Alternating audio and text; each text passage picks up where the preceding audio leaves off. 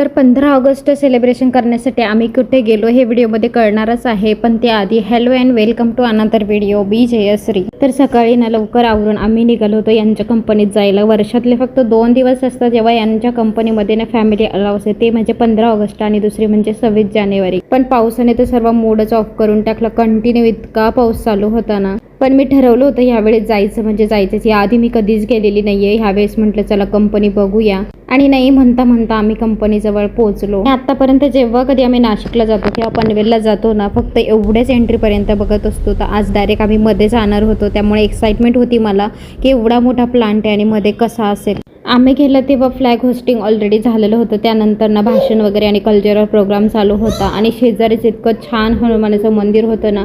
आणि आत्ता मला कळतंय माझ्या नवऱ्याला झाडं लावण्याचा शौक कुठून कळलं। इथे इतके झाड आहे ना, म्हणजे अनगिनत, जिथे बघेल तिथे झाडं दिसतात। त्यानंतर ना म्हटलं कंपनी एक्सप्लोर करूया, पण इतकी मोठी कंपनी आहे आणि सगळी भूलभुलैयाच, कोणता रस्ते कुठे जातो कोणता कुठे नाही काहीच कळत नाही। त्यानंतर पोचलो जेवण करण्यासाठी, आणि ही आहे त्यांच्या कंपनीची कॅन्टीन। आणि यानंतर ना इथे इतके काही प्रकार होते जेवणासाठी, चाट काउंटर वगैरे सर्व काही अवेलेबल होतं।